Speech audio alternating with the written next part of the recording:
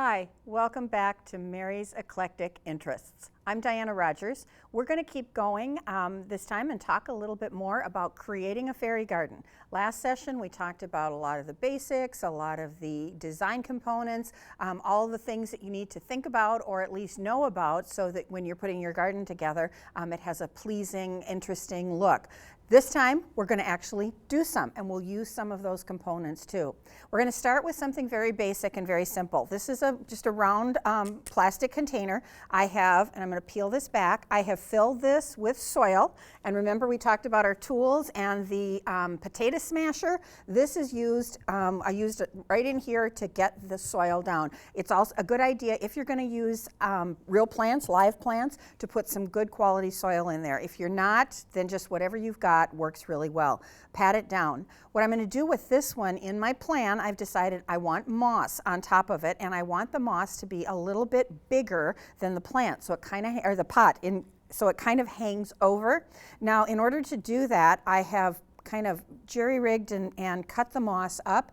One thing that works really well to work easier with moss, because you're going to have pieces. For example, here's a chunk right here. Spray bottle. Wet it down. Moss is very resilient and it's very forgiving. If you wet it down, what'll happen is, let me finish this little spot. So this is a seam right here. But what'll happen is it gets all wet, you mush it together, and when it dries, it stays where you put it. So if you want to create a hill, which we're going to do in a little bit on another one, but if you want to do a hill, you can do the same thing. And then when it dries, it gives that same shape. So I put a little bit of water on it so that I could make sure it was bigger than the pot, which is what I wanted it to do. Now, I've chosen a centerpiece or a center focal point of this house.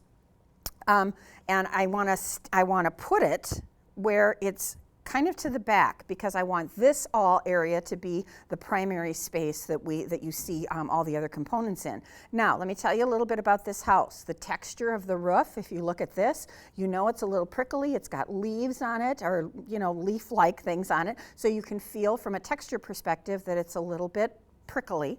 There's a cardinal at the top here, so there's a bird theme going to happen with this. And if you turn the house around, remember with fairy gardening, when you're looking to buy pieces, it's about the details. So if you look at the back of this, the chimney has some of the stucco peeled off, and you can see the brick underneath it. Same thing back here. The sides have the windows along with window boxes. The front looks like a tree, and it has the birds across the top too. And if you look really closely on the door opens and it has a cardinal as a door handle. So again, take a look and look for those details when you're looking at your fairy garden items. Okay, so we got the house kind of in place. I'm actually not going to center it. I'm going to set it over just a little bit like that. Okay, so we have our centerpiece. Now I want to take off on the theme. So I found a chair that's got a cardinal on it. So I'm going to put that over here.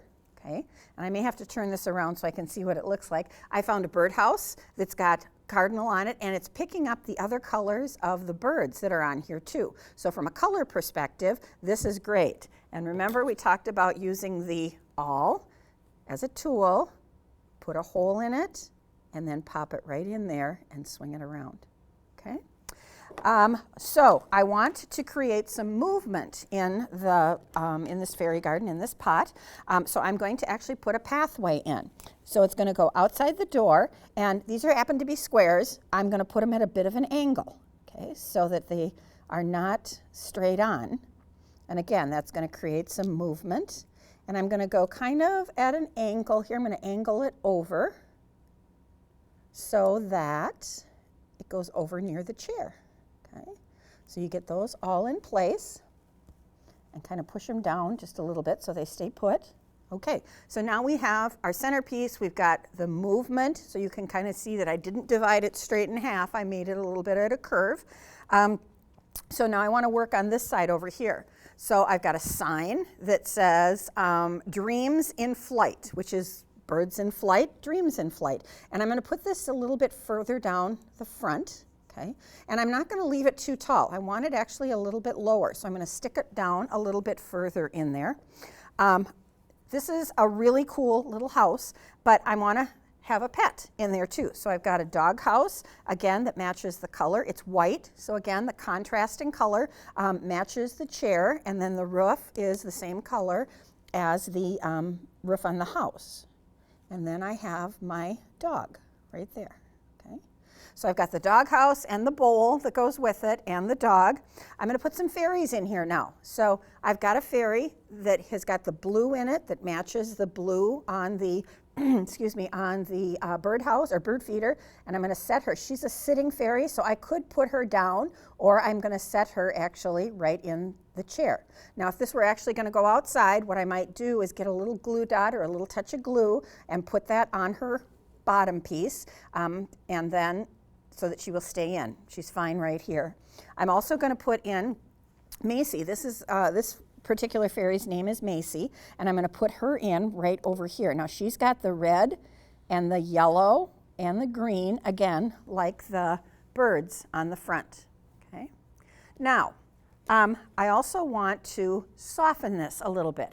Bring in a little bit more red, kind of highlight the cardinals. So I have some silk flowers here that I'm going to use. Now, these are going to be a little bit bigger flowers than what from a scale perspective would be good, but watch what happens when I clip that off, and I'm going to put this right here.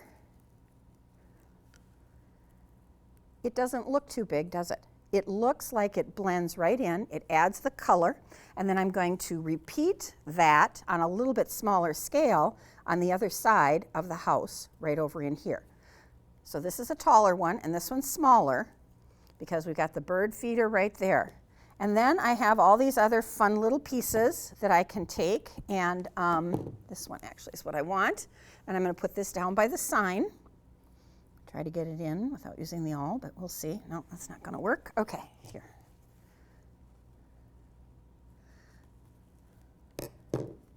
So if you look at this, your eye will catch the red. You'll be able to see that it's clearly cardinals, right?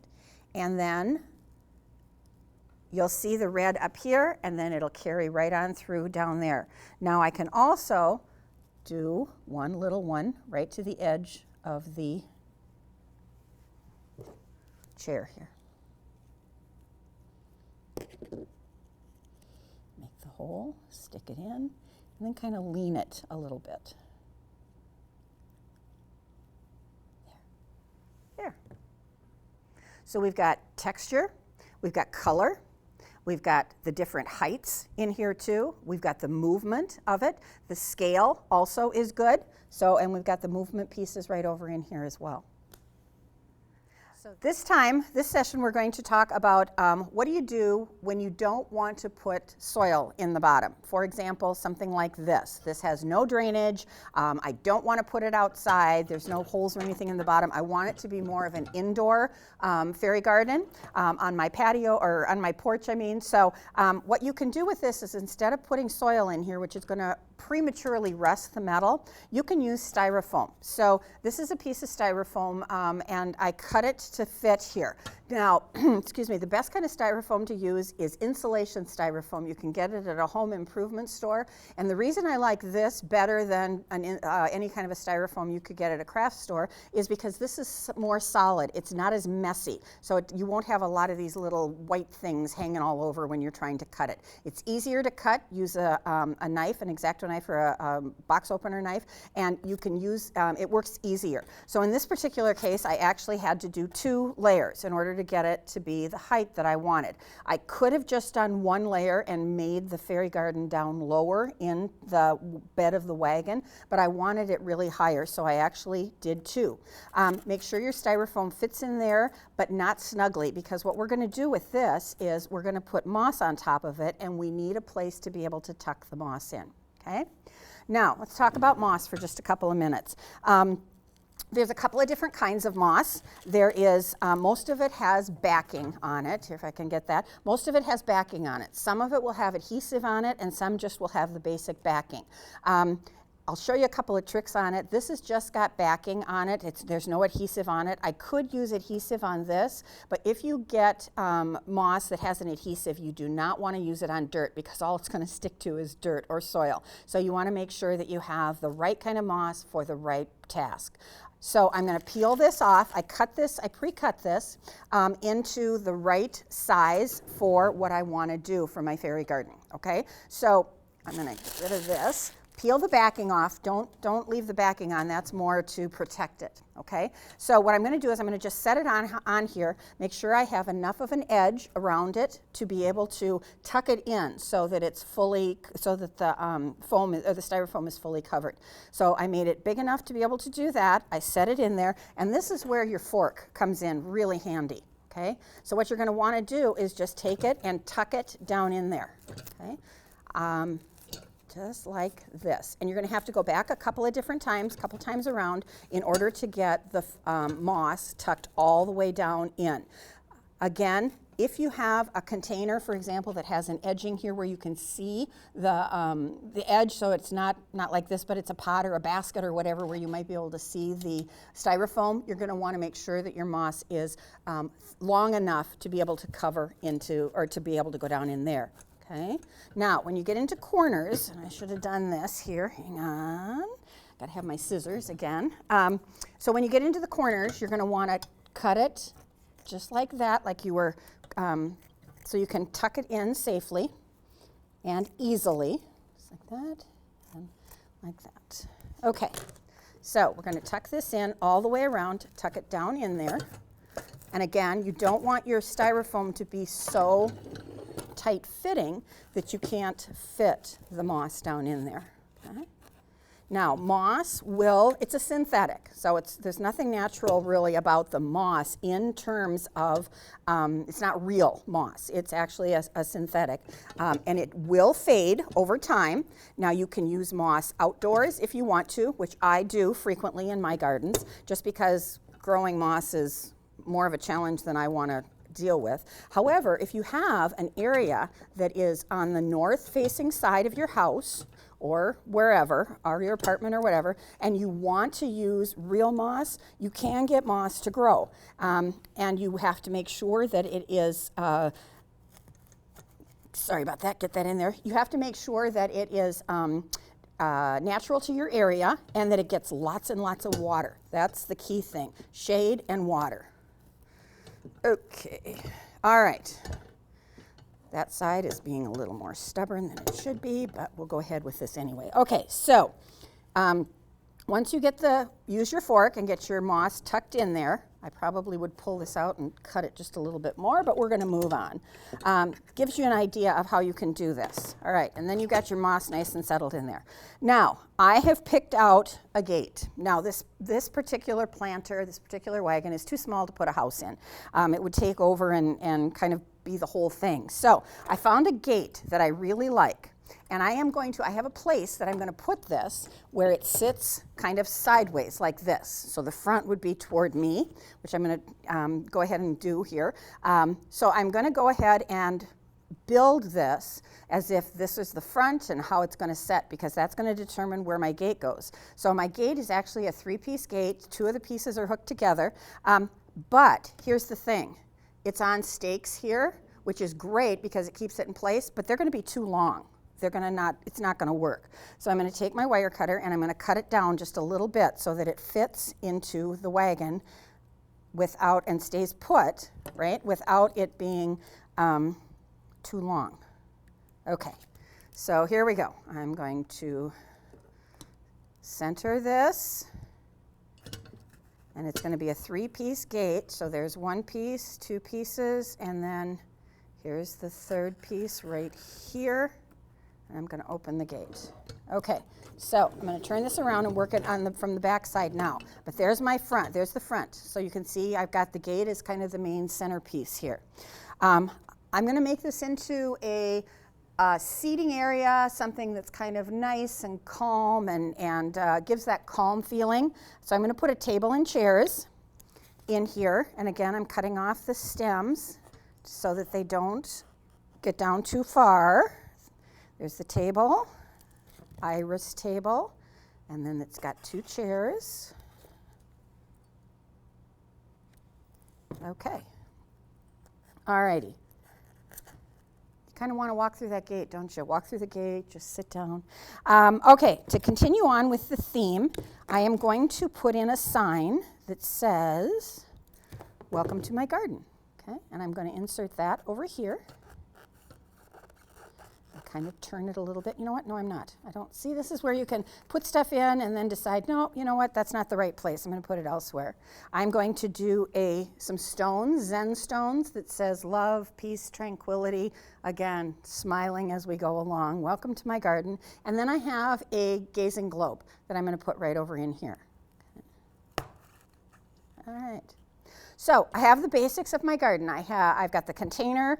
It's not going to go outside, so the foam works well. The moss on top, the key pieces so that I have some texture. But you'll notice from a layering perspective, the tall is in front because there's an invite to walking in through the gate, and then the shorter pieces are on the back, right?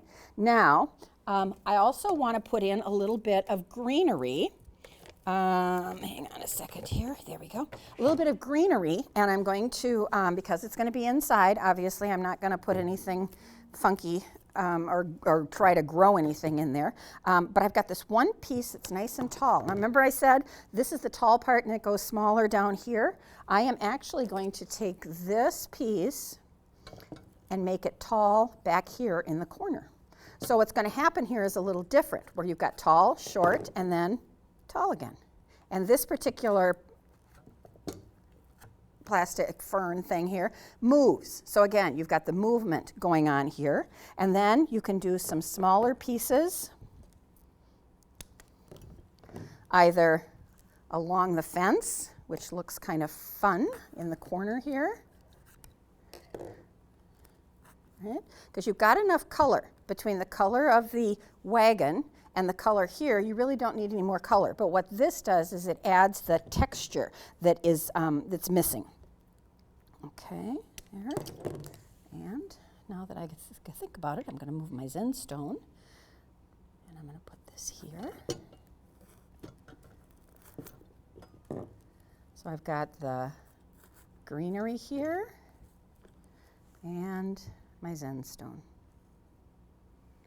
There you go. Makes you want to walk in, sit down, look at the gazing ball, dream, think, kind of imagine what things could be like. And again, something like this to look at when you get home from work puts a smile on your face. This time, I'm going to build out a fairy garden for you in a hanging pot. Have you ever thought about putting one in a hanging pot?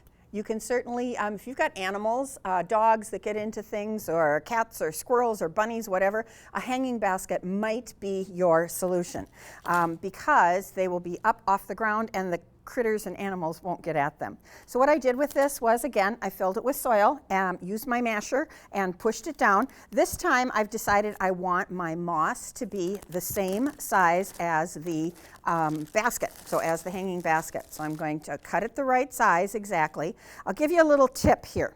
Again, you can use the water to get it in place. If by some chance you cut the moss too short, or you have a spot where you want more moss or whatever, wetting the moss and then pulling it apart to fill in empty spots or to fill in spots that got too small works really well. Again, use your water to wet the moss down and then kind of mush it around so you can get the fill on it. Okay, one thing about hanging baskets is you got to kind of know that they're going to be three-dimensional. They spin around or they move around outside. So instead of using the house, which we're going to put in here as the center point, I'm going to use an arbor. I'm going to start with this and I'm going to build it from here. So I'm going to put that right in the middle because that's going to be my entrance to the fairy garden. I'm going to put the house slightly to the side. And again, you'll see kind of a theme here. I like eclectic things, but I also like things to kind of coordinate too. So I'm kind of showing you both directions. This has got a sunflower, it's got yellow flowers. We're going to go with that. Here is a white fence that we're going to put very close to the back here. So this is the fencing that's going to define the edge of the property, which is kind of fun. And then we've got some colorful flowers here that we're going to put in. And I'm going to put these in right near the fence so that it looks like they're growing right in front of the fence. And again, long stems, but I'm not going to use them quite that long. I'm going to push them down a little bit further so it fits right in there like that. So now I've got the flowers growing along my fence. There we go. I need an entryway. Okay, so I'm going to use some stones, white stones, again, to kind of pull the whole color theme together.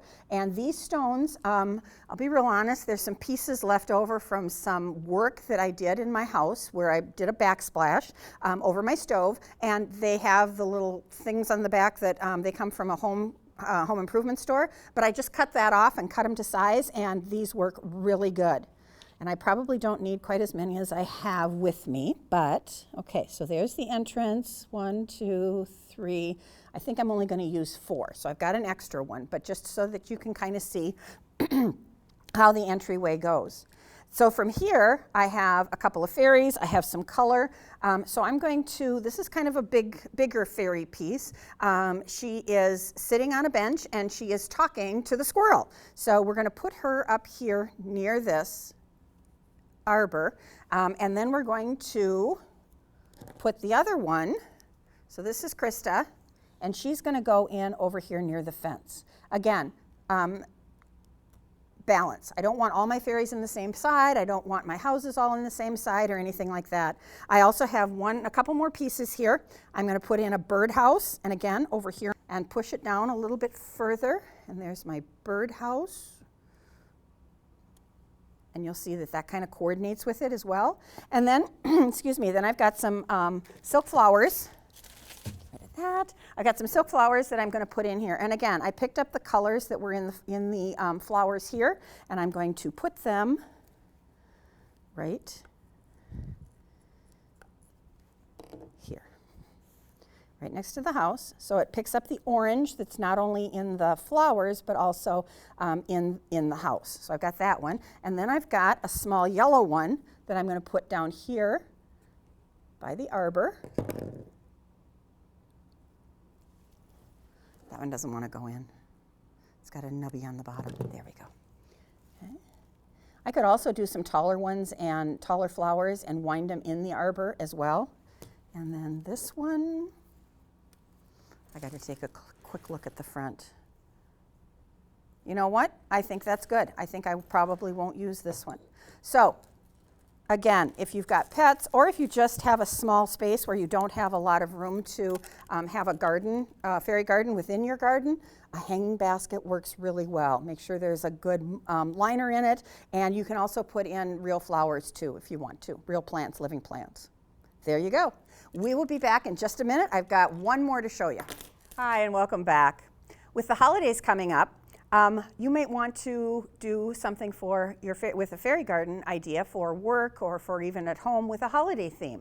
So I've got a couple of ideas here for you. So first of all, again, I found this at a thrift store. Never, never underestimate where you're going to find stuff. So I found this cup, huge cup, at a thrift store. It's got kind of a peachy color bottom. I think it's supposed to be a faded pumpkin, but we're going to make it work for us. So what I'm going to do is, again, I filled it with topsoil, or with soil, potting soil, and tapped it down. And I'm going to make the base of this straw. So I'm going to just take a bunch of straw and make a mess here, and put the straw on top and cover it. And it doesn't have to be pretty, because you kind of want it to be a little all over the place, right? So we're going to do that. And then I've got a sign, again, great item, that says Happy Halloween. Not too spooky, but just spooky enough. And again, with the hay on there and the straw on there, it stands out. I've got a scarecrow that I'm going to put in here in the back. And then I've got a couple of pumpkins that'll go right in the front here. One and one leaning up against it. Okay? Something very simple that you can do. And again, if you want the straw to be a little more structured, put it on there and give it a good wet down and give it a good spray. So then you have something fun that you can take to the office or put in your kids' room for the holidays, for Halloween, fall Halloween. Now, remember this? We made this a little while ago.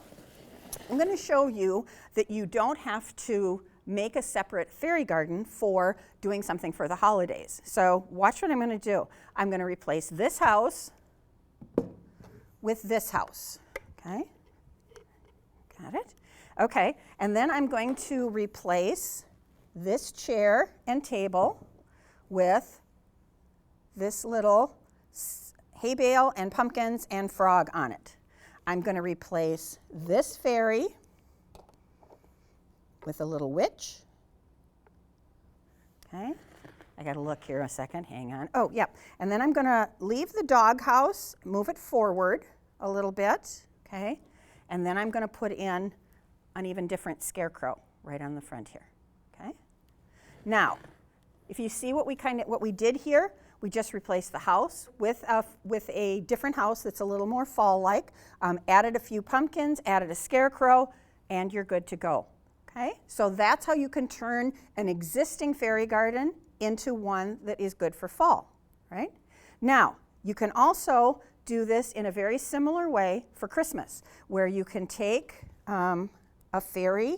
Now, you may want to redo for Christmas because you may want to have snow, but you can do a fairy with a snowball, right? You can do a snowman. All of these will work great in existing fairy gardens that you want to make a little bit more seasonal, okay? There's a birdhouse that you can put in here that's got a tree on it. You can do a lamppost with a wreath on it, or you can do a candy cane fence, okay? And just add a candy cane fence. All of these are pieces that you can use in your existing garden. And again, Christmas pieces, you're going to want to make sure you bring them in before it snows because you don't want them buried out there. But maybe what you want to do is build out a basket with the foam, then put a white sheet of snow on it and create it for inside. Hi, welcome back. This is Sharon. When I got here earlier today, she had brought in her dead fairy garden. So we are at the Fairy Garden Hospital right now, and we're going to see what we can do about reviving this, which is, I'm suspecting, not a whole lot. But here's what we need to do. Look at this. I mean, when you look at this, yeah, it's got some issues. But if you look at how well it was put together, she had her flat pieces in the front. She had a patio area. She had a centerpiece with branches and stuff growing over it. She did a great job at putting this together.